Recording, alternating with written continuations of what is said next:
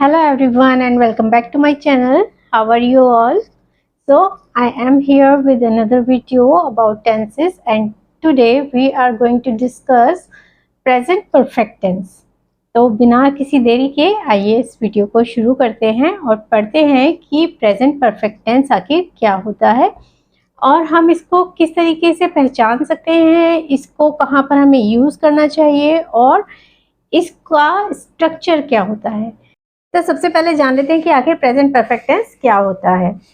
Present perfect tense is employed in a sentence when an action has happened in recent past and still has its effect in present. यानी कि एक ऐसा sentence जिसमें कि काम जो शुरू हुआ था, एक्शन जो शुरू हुआ था वो पास्ट में हुआ था, लेकिन उसका जो इफेक्ट है वो हम अभी प्रेजेंट में भी देख रहे हैं, तब हम प्रेजेंट परफेक्ट टेंस का यूज करते हैं। तो प्रेजेंट परफेक्ट टेंस में ऐसा भी हो सकता है कि काम जो है वो खत्म हो चुका है, जो काम शुरू किया था वो खत्म हो गया लेकिन उसका इफेक्ट अभी भी है। तो उन सारे सेंटेंसेस को हम प्रेजेंट परफेक्ट टेंस से शो करते हैं। यानी कि पास्ट और प्रेजेंट के बीच में एक ब्रिज बनाने का काम जो सेंटेंस करेंगे उनको हम प्रेजेंट परफेक्ट टेंस के द्वारा दिखाते हैं।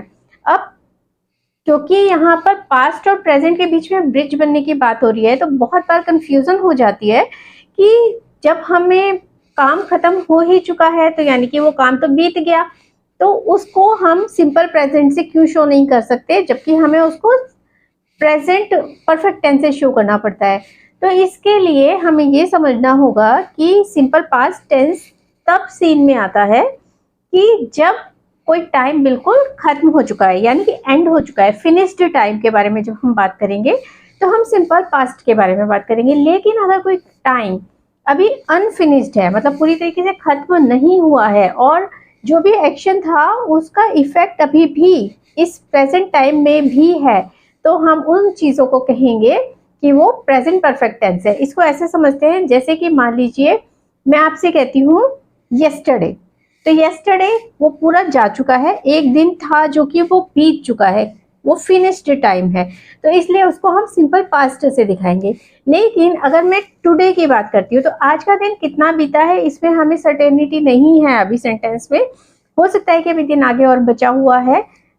टुडे की बात हो रही है, आज की बात हो रही है, तो आज तो हम जी रहे होते हैं, उस दिन को हम कहते हैं।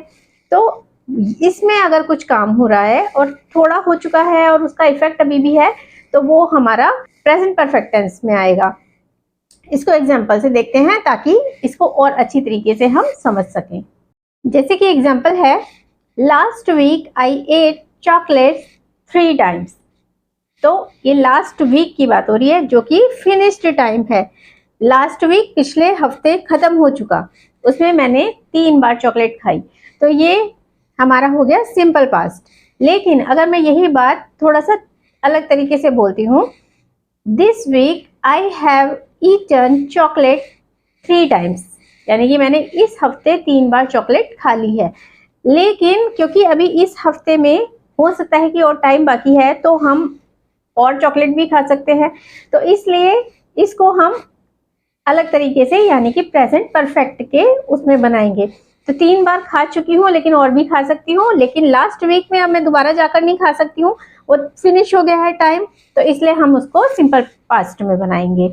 इसको और इस तरीके से देख सकते हैं, ही बोरोड माई बाइक येस्टरडे, उसने कल मेरी बाइक उधार ली। ठीक है, तो यहाँ पे येस्टरडे क्योंकि वो जा चुका है तो इसलिए हमने उसको कहा कि ये सिंपल पास्ट तरीके से हमने इस सेंटेंस को बना दिया, he borrowed my bike yesterday. लेकिन अगर हम इसको ऐसे करते हैं, he has borrowed my bike this week, इस पूरे हफ्ते में मतलब उसने मेरी बाइक बोरो की है, तो ये पूरा हफ्ता अभी चल रहा है, हो सकता है कि वो आगे भी अपने पास रखे या फिर मुझे वापस कर दे।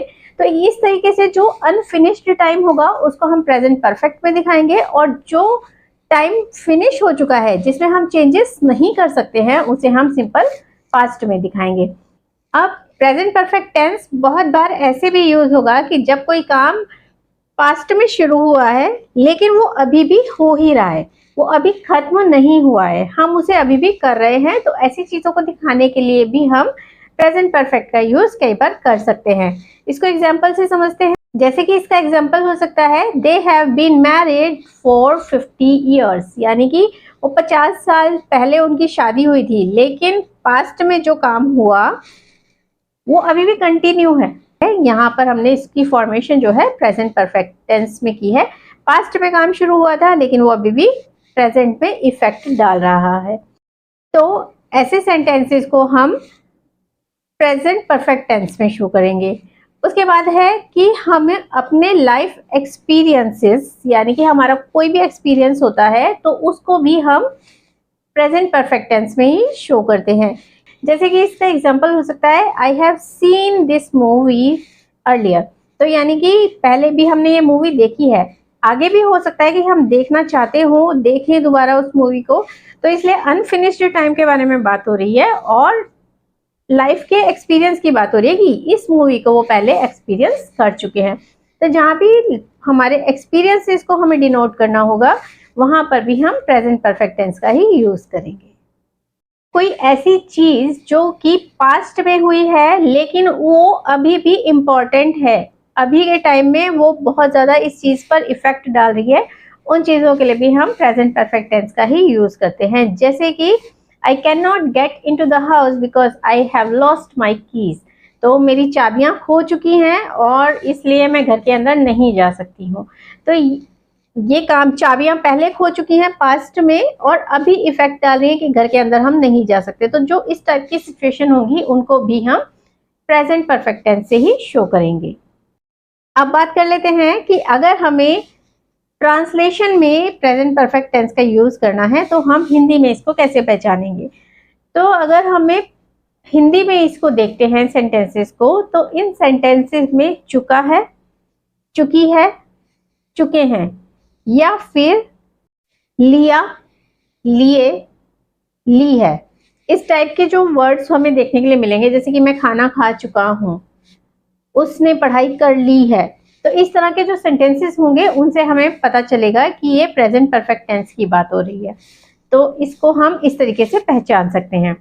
अब देख लेते हैं इसका स्ट्रक्चर, कि इसका ग्रामेटिकल स्ट्रक्चर क्या बनता है।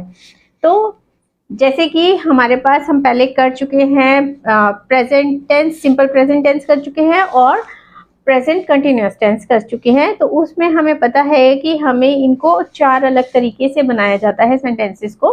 तो उन्हीं चारों तरीके से हम इसको बनाना सीखेंगे कि प्रेजेंट परफेक्ट टेंस को भी किस तरीके से बनाते हैं। सबसे पहले बात कर लेते हैं अफर्मेटिव सेंटेंसेस की, यानी कि वो सेंटेंसेस जिसमें हम सिंपल स्टेटमेंट की तरह से अपनी बात को कह देते हैं।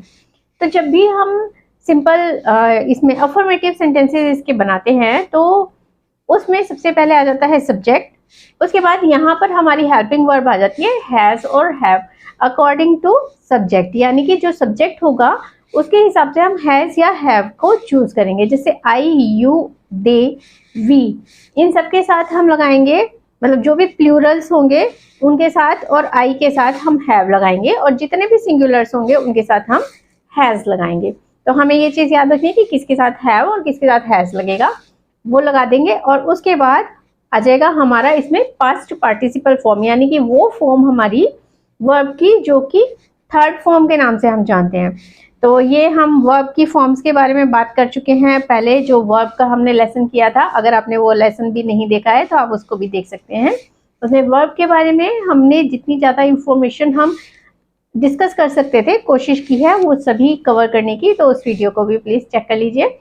तो अब यहाँ पर इसकी स्ट्रक्चर की बात करते हैं, तो यहाँ पर हम थर्ड फॉर्म लगाते हैं वर्ब की, और जिसको कि हम पास्ट पार्टिसिपल कहते हैं, और सबसे बाद में आ जाता है ऑब्जेक्ट। तो इस तरीके से इसका स्ट्रक्चर होता है subject, has, have, third form और फिर ऑब्जेक्ट। तो इसका सेंटेंस देख लेते हैं, मैं यह किताब पढ़ चुकी हूँ। तो अगर हम इसको चेंज करते हैं, इंग्लिश में ट्रांसलेट करते हैं, तो हो जाता है I have read this book. तो मैं ये बुक पढ़ चुकी हूँ, I have read this book. इस तरीके से हम इसको कर देंगे। यहाँ पे रीड की जो फॉर्म होती है वो लिखने में तो रीड ही रहती है, लेकिन उसका प्रोनाउंसिएशन चेंज हो जाता है। उसके बाद आ जाते हैं नेगेटिव सेंटेंसेस की तरफ। तो नेगेटिव सेंटेंसेस में क्योंकि हमें नॉट चाहिए होता है, बाकी स्ट्रक्चर वही रहेगा हमारा सब्जेक्ट, हैज या हैव में से जो भी हमारे सब्जेक्ट के अकॉर्डिंग आता है वो, उसके बाद आ जाएगा नॉट, उसके बाद वर्ब की थर्ड फॉर्म यानी कि पास्ट पार्टिसिपल फॉर्म, और उसके बाद ऑब्जेक्ट। मैंने यह किताब नहीं पढ़ी है, I have not read this book. तो इस तरीके से इसका सेंटेंस फॉर्मेशन नेगेटिव में हो जाएगा। हैज हैव के बाद हमें नॉट को प्लेस कर देना है। उसके बाद बात कर लेते हैं इंट्रोगेटिव सेंटेंसेस की, यानी कि वो सेंटेंसेस जो कि क्या से शुरू होते हैं हिंदी में और जिनका आंसर हम यस या फिर नो में दे सकते हैं। तो उसमें हमारा स्ट्रक्चर हो जाएगा सेंटेंस का कि हैज और हैव, क्योंकि हेल्पिंग वर्ब से शुरू होते हैं ये क्वेश्चन, तो हेल्पिंग वर्ब सबसे पहले आ जाएगी, हैज या और हैव, उनमें से जोन सा भी हमारे सेंटेंस के सब्जेक्ट के अकॉर्डिंग जाएगा वो लगा देंगे। उसके बाद सब्जेक्ट, फिर past participle and then object and question mark. तो क्या यह बुक पढ़ ली है, क्या उसने कर लेते हैं हम, क्या उसने यह बुक पढ़ ली है। तो सेंटेंस हो जाएगा, अगर उसने जो हमने लिया है वो लड़की है तो हम शी लगा देंगे, और अगर वो लड़का है तो ही लगा देंगे। तो हमारा सेंटेंस बन जाएगा has she read this book और फिर क्वेश्चन मार्क। तो इस तरीके से हम इसकी फॉर्मेशन कर देंगे जो हमारा इंट्रोगेटिव सेंटेंस होगा उसमें। लेकिन अगर हमारा डबल इंट्रोगेटिव है, उसने यह किताब क्यों पढ़ी, तो यहाँ पे क्यों शब्द की इंग्लिश यानी कि WH फैमिली वर्ड, तो वो वाले क्वेश्चन जिसमें कि हमें WH फैमिली का वर्ड लगाना होता है, यहाँ पर ये वही वाली फॉर्मेशन हो जाएगी। तो सबसे पहले WH फैमिली वर्ड, फिर हैज हैव में से जो भी हमारे सेंटेंस में फिट बैठता होगा उसको लगा देंगे, के बाद सब्जेक्ट, पास्ट पार्टिसिपल फॉर्म और फिर ऑब्जेक्ट। तो इस तरीके से इसका हम स्ट्रक्चर कर देंगे। तो हमारा सेंटेंस था उसने यह किताब क्यों पढ़ी, Why has she read this book? उसने यह किताब क्यों पढ़ी, इसका सेंटेंस इस तरीके से फॉर्मेशन हो जाएगा।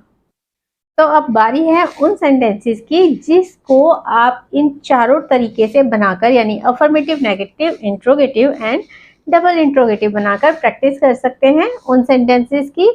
तो आज के सेंटेंसेस है, वह भोजन कर चुका है, गौरव अपना कार्य कर चुका है। तो ये दो सेंटेंसेस हैं, इनको हमें इन चारों तरीके से बनाकर प्रैक्टिस करनी है ताकि हमारे जो ये स्ट्रक्चर का रूल है वो बहुत अच्छी तरीके से क्लियर हो जाए। उसके अलावा इस टेंस को करने के लिए हमें वर्ब की फॉर्म्स को भी लर्न करना पड़ेगा और समझना भी पड़ेगा।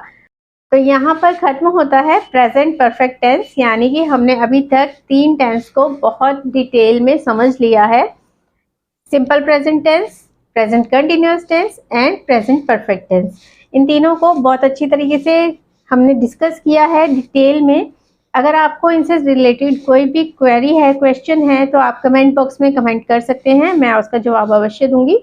उसके अलावा आज के वीडियो में तो बस इतना ही। उम्मीद है कि ये वीडियो आपको पसंद आया होगा। अगर आपको ये पसंद आया हो तो इसको लाइक कर दीजिएगा, चैनल को सब्सक्राइब कर लीजिए, बेल आइकन भी प्रेस कर दीजिएगा ताकि आने वाले वीडियोस के नोटिफिकेशन आपको मिलते रहें। उसके अलावा अगली किसी वीडियो में किसी और टॉपिक के बारे में बात करेंगे और अपनी नॉलेज बढ़ाएंगे। तब तक के लिए bye bye and thank you so much for watching.